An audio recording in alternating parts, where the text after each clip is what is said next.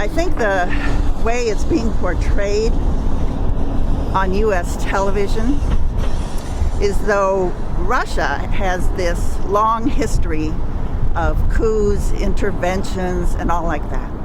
I think anybody who lives in the United States and pays any attention to any kind of history knows that in fact it's the United States, for example, that declared that all of South America was their backyard, has committed untold number of military interventions, coups, massacres.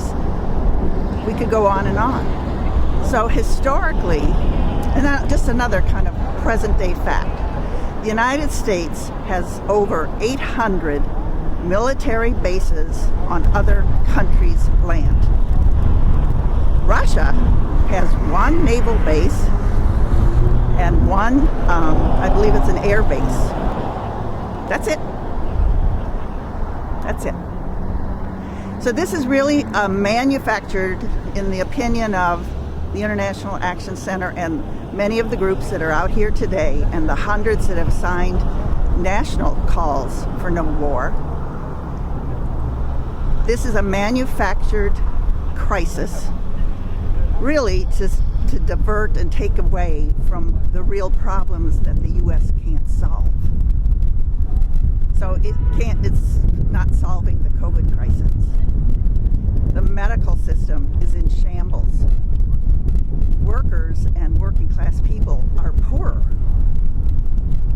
The environment, I mean, the number of incredible weather catastrophes and the number of people that have literally lost everything from floods, hurricanes, tornadoes, etc.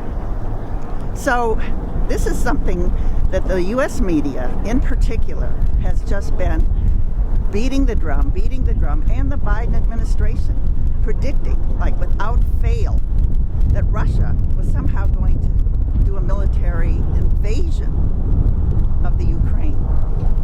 It should be noted that the Ukraine, along with all the countries in Eastern Europe for the most part, were part of the Soviet Union. And when it collapsed in the early 1990s, there was an agreement reached between the U.S. president and the president of the Soviet Union that NATO would not expand to the east, and that the Warsaw Pact, which was the kind of military organization of Eastern Europe and the Soviet Union, would dissolve. Well, they dissolved, but NATO has steadily moved, taking in all these former parts of the Soviet Union.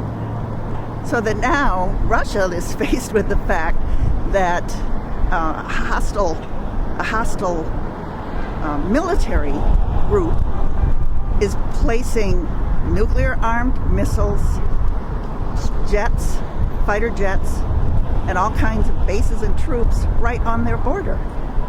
Of course it's logical for them to say, well, take those away. We're not invading anybody. Why are you on our border like you're going to invade us? So do you think that there's any reason that Putin would actually invade Ukraine? No. No, I heard the other day, for weeks now, every big business, corporate media has been saying that Russian troops are right on the border. They have talked about that there have been incursions on the border. I heard two different sources now say that when they show all those pictures of what look like tanks and barracks and stuff, one source said 60 miles from the border. Another source said 160 miles from the border. So they're inside Russia.